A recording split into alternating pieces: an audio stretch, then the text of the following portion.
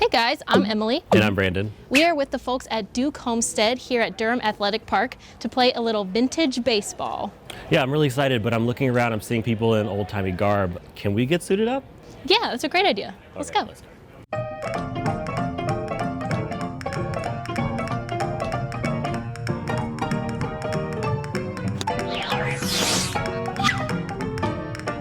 Well, I think this is perfectly blended in with the rest of the crowd, but I'm still not quite sure exactly what I'm wearing. So here to tell us all about it is Julie. I've put you guys in mid-1860s to late 1860s clothing. Okay. So we have our men's stuff, we've got our high-waisted trousers, we've got our suspenders tucked in here to keep our pants from falling down.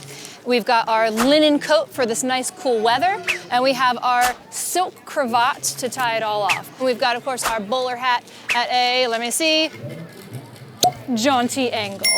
So women have a lot of layers. So I'm gonna start with some of mine. I've got stockings that come up to the middle of my leg with my garters here to keep it on. I also have a chemise, which comes up to here with short sleeves that collects all my sweat, dust, grease, grime, nastiness throughout the day. We both have on corsets, so we kind of, our armor here. This corset is very comfortable. You can still breathe. It's really just meant to be a support garment. I have an additional something called a bustle. They think in this time period that women's bodies look cool with a big old bustle. And so I have this extra frame. It's almost like a bird cage for the extra little bit of fashion for the late 1860s. And then we've accessorized with our aprons in case we get dirty tonight, and our nice silk ribbons with a white collar. So what's the deal with what we're wearing for shoes today? So the cool thing about particularly our shoes here, this is back in fashion again. This is a shoe from the 1840s up through the 1880s that they're popular. Yours has buttons, mine is plain, but they're back in fashion, which is really fun. But they do have leather bottom shoes. You're wearing brogans, which are more of a military shoe, but still then used by civilian populations after the Civil War. In this time period, it doesn't necessarily matter what people's skin color is as far as the clothing that they wear. They thought it's just really about the work that people did. So anyone who's working class, anyone who's doing physical labor of any kind is wearing clothing like this. And anyone who is doing nicer things or business things would be wearing a kind of finer suit.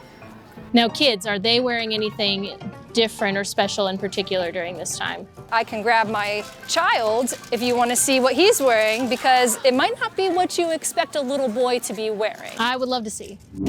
We're having so much fun playing games, he doesn't want to put it down. Now, he is wearing a dress. Yeah. And he's a little boy, he's 2 years old. And in this time period, little boys would wear dresses until they were potty trained and could do their own buttons. It was really about getting those buttons down fast enough to be able to use the potty. He also has on a little chemise or shift like we do. He's got on his own petticoat, and then a dress, and then an apron. You can tell little boys and little girls apart because little girls will have a center part and little boys have a side part. And same thing with adults as well. Women will have a center part, men will have a side part. Interesting. Awesome. Well, here it comes. All right, have fun playing, bud. Bye.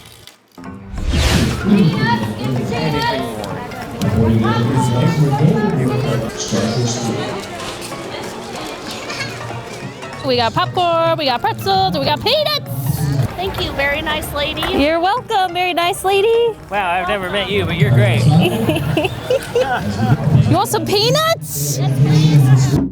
We are here with Tyler, and he's got a fife, and he's gonna tell us what a fife is and why he has it out here with us. Yeah, great question. Sure. The fife is a really simple instrument. It's like a cousin to the flute. The fife's got 6 holes on it. So your left hand will cover the first 3. Yes. And then your right hand will cover the next. Oh. There we go. There we go. 1, 2, 3. And you blow over the hole like blowing into a Coke bottle.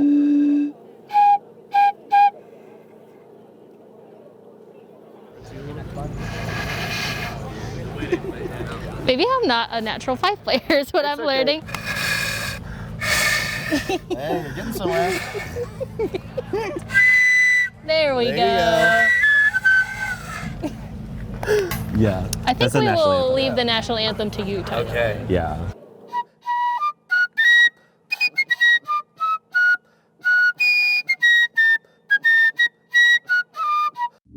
Okay, so here to tell us all about the rules of vintage baseball is the umpire of tonight's game, Eric. Eric, thank you so much for being out here to tell us the rules. It is my pleasure. All right, so vintage baseball, obviously a little bit different from regular baseball, but how exactly are they different? Well, as you notice, there are no ball gloves. Gloves were not invented until 1880s. We are playing by the rules of 1864 and 1865 tonight. Yeah, like I wanted to talk about the no gloves thing. How do you catch balls with no gloves? Like, Yeah, how does that that work? like a- Very carefully. A lot of players catch the ball with cupped hands, or they'll try to catch it against their chest. Oh, okay. I imagine their hands are as swollen as gloves by the end of the game. My hands were purple last week. Wow.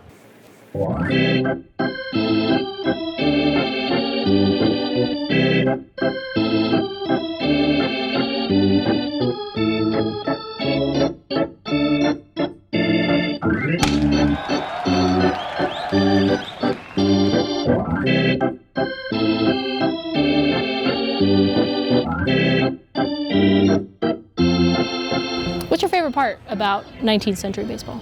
The camaraderie, Yeah. the history. Some people that I've met 30 years ago, we're still best friends. I'm guessing to be a proper umpire for a proper 19th century game, you have to dress in your appropriate outfit. Yes, we have to have a period correct pocket watch. Interesting. And I'm sure the hat also. Yes, you have to have a hat Yes. and pants, of course. Of course. The best pants I've seen out here all day. Yeah, truly. Truly the best pants out here. Thank you. Thank you so much, Eric, for having us out here. It is my pleasure.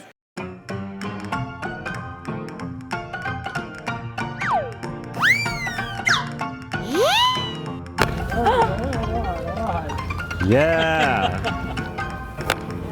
Whoa.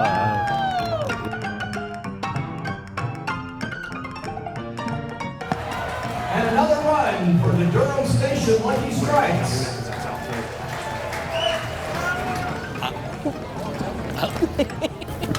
Got a stray ball. Okay, Emily, that was a great game. Yeah, We learned so much. We're all dressed up. Like, what are your biggest takeaways today? My biggest takeaways, Brandon, I think are the rules of the game. They are very different from modern baseball, and it's been fun to watch the players play in a way that I've never seen before. Also, our outfits. I'm having a blast dressing up with you, but I cannot wait to get back into jeans and a t-shirt. Yeah, I don't envy you in that corset. You're all squeezed up, Yeah. so. No bending is happening today, for sure. My biggest takeaway would probably be you leave the end of the game with like purple hands, apparently, because they don't have gloves to Yeah, catch. that was crazy. Well, that looks like we're all done here. Can you sign us out? Yeah. Thank you guys so much for watching. I've been Emily. And I've been Brandon. See you guys later.